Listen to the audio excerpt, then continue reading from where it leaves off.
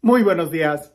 Ya es como la sexta vez que trato de grabar este video y me han estado interrumpiendo mucho, así que espero no omitir ninguna idea o no revolverme, porque ya cuando lo he tratado de hacer varias veces, digo, ¿ya lo dije o no lo dije?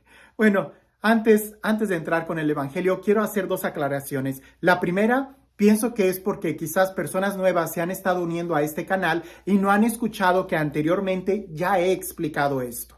Muchos me preguntan, padre, ¿por qué cuando usted lee el Evangelio no termina diciendo palabra de Dios? La respuesta es muy sencilla. Porque no es una celebración litúrgica. Esto que estoy haciendo aquí, estoy en mi casa.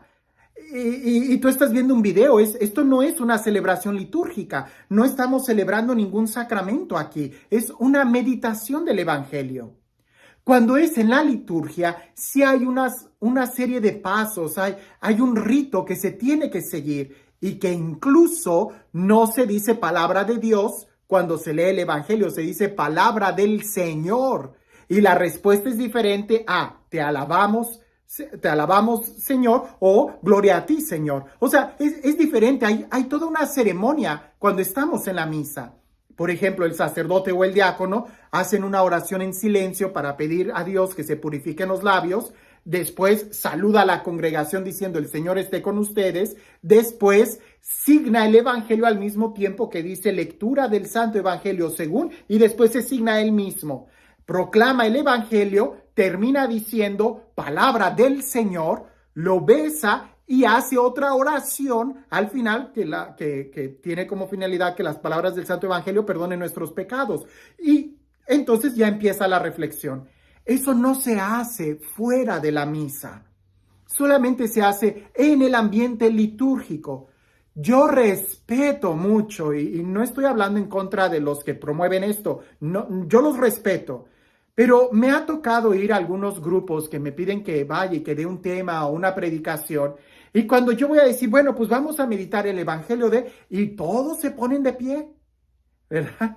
Y digo, no, es una meditación, no es liturgia. En la liturgia sí hay serie de pasos que no podemos cambiar porque es un rito.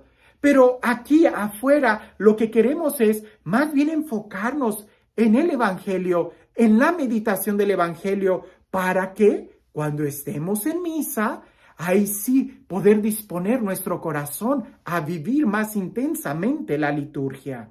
Y no es un capricho mío, como alguien por ahí me dijo, este padre moderno, se tiene que decir palabra del Señor. No, no, no, que bueno, claro que soy moderno porque utilizo toda la tecnología, pero mi fe está muy enraizada en un conocimiento sano a lo que es la doctrina de la iglesia.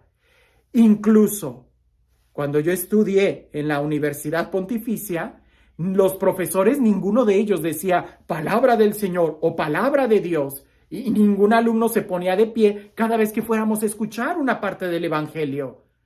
Incluso no es que esa universidad progresista, no, no. Si tú te vas al Vaticano y estás en alguna de las conferencias o audiencias del Papa, y no solamente del Papa actual, sino vete para atrás, del Papa Benedicto, del Papa Juan Pablo II, del Papa Pablo VI, y le sigues más para atrás, ninguno de ellos, cuando leía el Evangelio en una audiencia, en una reflexión, lo hacía con la ceremonia propia de la misa. Si aquellos que promueven esto, que para darle más respeto al Evangelio, está bien, yo no entro en conflicto. ¿Por qué no lo hago yo? Porque yo sí sé qué es la liturgia y qué es una reflexión personal. Y en la reflexión personal el énfasis es en abrir el corazón, ¿verdad? Para que cuando estemos en la liturgia, toda la ceremonia nos ayude realmente a poder llevar y compartir lo que ya hayamos meditado en este video fuera de la liturgia, en una reflexión personal. Así que, ¿por qué no lo digo? Porque no estamos en una celebración litúrgica. Pero es que a nosotros nos han dicho, está bien, pero aquí en este video es solamente un video. Ahora, quiero aclarar también para los que están siguiendo, empezando ya la sección de aclaraciones, para los que están siguiendo el reto de la Biblia en un año, algunos me han preguntado que por qué yo no digo el nombre de Dios y lo cambio por el título Señor. Mira, hay dos razones. Una, cuando yo estaba en la universidad y tuve la oportunidad de estudiar hebreo y leer directamente el texto del Antiguo Testamento en hebreo, cada vez que uno de mis compañeros en la lectura leía y pronunciaba el nombre de Dios, Yahvé, el profesor inmediatamente lo detenía ahí, lo regañaba y le decía, les he dicho que no pronuncien ese nombre. Cuando ustedes vean el nombre divino, utilicen la palabra Adonai, que significa Señor. Y eso es por toda una tradición que hay de respeto, admiración al nombre de Dios. Para los judíos y también para nosotros los cristianos, el nombre tiene mucha fuerza. Por eso respetamos mucho el nombre de Dios. Y he encontrado yo eso, una sana, no lo sé si decirlo, devoción o lo que sea, de cada vez que yo veo el nombre de Dios, lo cambio por el título Señor. Y más que recientemente, y una temporada en donde cristianos católicos y cristianos no católicos estaban peleando que cómo tenía que ser el nombre de Dios, si Yahvé o Jehová. Y ahí estaban todos peleando y haciendo, no. En una sana espiritualidad, nosotros pronunciamos el nombre divino como Señor. Y no es que mi profesor de la universidad o que yo esté imponiendo algo nuevo, no. Incluso está en la tradición de la iglesia. Hunde sus raíces en la tradición judeocristiana de nuestra fe. Y si quieres algo más específico, así un documento de la iglesia, bueno, el 11 de septiembre del 2008, el Papa Benedicto XVI pidió, ¿verdad?, que en la liturgia, tanto en los textos como en los cantos, no se pronunciara el nombre de Dios, sino que se utilizara el título Señor. Y hasta lo pusieron en diferentes idiomas para que quedara muy claro. ¿Por qué? Por el respeto al nombre de Dios. Incluso, sí, tengo que decirlo que en más de una ocasión yo lo he pronunciado muchas veces, pero trato en la medida de mi capacidad, de cuando estoy consciente, cambiarlo por la palabra Señor. Esa es la respuesta. La Biblia Jerusalén que yo uso y que es la que más recomiendo, ahí sí viene muy bien escrito la palabra del nombre divino, pero cuando se lee en voz alta hay que cambiarla por la palabra Señor, el Señor o el Señor Dios de Israel, para que podamos entender que nos referimos a Dios, pero el nombre no se pronuncia. Ahora sí, entremos ya de lleno a la lectura del Evangelio de este día. Dice así: en aquel tiempo Jesús dijo a sus discípulos: cuando venga el Consolador que yo les envíe a ustedes de parte del Padre, el Espíritu de la verdad que procede del Padre, Él dará testimonio de mí, y ustedes también darán testimonio, pues desde el principio han estado conmigo. Les he hablado de estas cosas para que su fe no tropiece. Los expulsarán de las sinagogas y hasta llegará un tiempo cuando les den muerte, creerán dar culto a Dios. Esto lo harán porque no nos han conocido ni al Padre ni a mí. Les he hablado de estas cosas para que, cuando llegue la hora de su cumplimiento, recuerden que ya se los habría predicho yo. Seguimos en el Evangelio de San Juan, capítulo 15. Y Jesús sigue hablando de quién es el Espíritu Santo y lo que va a hacer en nosotros, ¿verdad? En esta ocasión aparece el título Consolador, ¿verdad? Y es un título muy hermoso porque es aquel que nos consuela, es aquel que nos ama, es aquel en el que descansamos, es el que sana nuestras heridas, ¿verdad? Cuando alguien se siente solo, abandonado, ¿verdad? Ahí es donde viene esta ayuda, el Espíritu Santo, como un consolador que nos va a proteger, que nos va a dar aliento. Pero la pregunta es, ¿para qué? ¿Para qué viene el Espíritu Santo a consolarnos? La respuesta es para que nosotros demos testimonio. ¿Por qué? Porque van a venir momentos difíciles. Porque la vida está llena de muchos momentos difíciles. Incluso en este texto dice que muchos creerán darle culto a Dios buscando la muerte nuestra, porque no conocen al Padre y tampoco conocen a Jesús.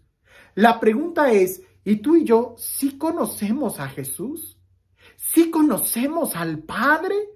¿Realmente desde un conocimiento de amor, de experiencia? ¿O solamente es por teoría?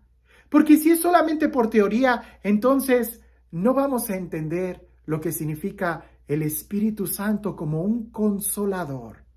Cuando tú vives tu fe, cuando realmente la estás viviendo, sabrás que hay momentos en donde sí vamos a necesitar el consuelo de alguien, donde sí vamos a necesitar esa ayuda, esa motivación, ese aliento, alguien que sane nuestras heridas. Pero, ¿qué clase de heridas estamos hablando? Alguien me va a decir, pues de todas las heridas, sí, pero especialmente aquellas que nos pueden impedir dar testimonio. O pudiéramos decir, aquellas heridas que nos impiden dar la vida. Aquellas heridas que nos impiden el dar la sangre por Jesús. No pensemos que el Espíritu Santo es una persona débil, llena de emociones, que solamente está aquí para hacernos sentir bonito y brincar. No, Él viene para darnos esa fortaleza para ser capaces de derramar la sangre por Cristo. Y es que a veces eso no lo predicamos. El día de hoy se predica más un Dios que es más como sentimiento, como emoción, que nos ayuda. Mira, todo va a estar bien, piensa en el día de mañana, pero se nos olvida la parte de tenemos que dar testimonio, tenemos que morir por Cristo, tenemos que ser testigos del Evangelio. Y no como hoy les voy a compartir mi testimonio y después de esos 10, 20, 15 minutos, sales y ya no das testimonio. El testimonio no es solamente cuando estás hablando, es en la forma en cómo vives. Y el día de hoy quizás no vamos a dar testimonio de sangre, pero sí testimonio de sudor, de vivir nuestra vida cristiana día a día, esforzándonos día a día. Y a veces en el pleno sol del mediodía, cuando estamos cansados, cuando estamos esforzándonos por dar testimonio, es ahí donde necesitamos el consolador. Sí, el que viene como el descanso, pero que al mismo tiempo nos capacita para dar la vida por Jesús. La pregunta para nosotros el día de hoy, ¿qué tanto estamos dispuestos a dar la vida por Jesús? ¿Qué tanto estamos dispuestos a querer dar la sangre o el sudor de nuestra frente cada día viviendo como cristianos? Porque si no estamos dispuestos a sufrir por Cristo, entonces tampoco recibiremos el Espíritu Santo consolador, porque el consuelo que nos da tiene como finalidad el seguir luchando. Y si tú no estás dispuesto a luchar por Jesús, que implica luchar por ti, por tu familia, por el proyecto que Dios te ha dado, pero si tú no estás dispuesto a luchar, entonces no hay razón, no le estás dando la bienvenida al Espíritu Santo en tu corazón. Te pongo este ejemplo. Es como el padre de familia que está luchando por sus hijos. Aunque el día y la jornada haya sido muy difícil, aunque haya tenido un accidente en el trabajo, aunque haya, no sé, pasado un mal día en el trabajo, cuando él llega y ve a su familia y sabe que lo hace por su familia, él ahí encuentra un consuelo del por qué está haciendo lo que está haciendo y encuentra las fuerzas para regresar al día siguiente a la fábrica y seguir trabajando. Pero aquellos cristianos que no quieren esforzarse en vivir su fe, pues no van a encontrar ningún consuelo en el Espíritu Santo, porque no se están esforzando en vivir los mandamientos como el Evangelio de ayer y pudiéramos decir casi el Evangelio de toda la semana pasada.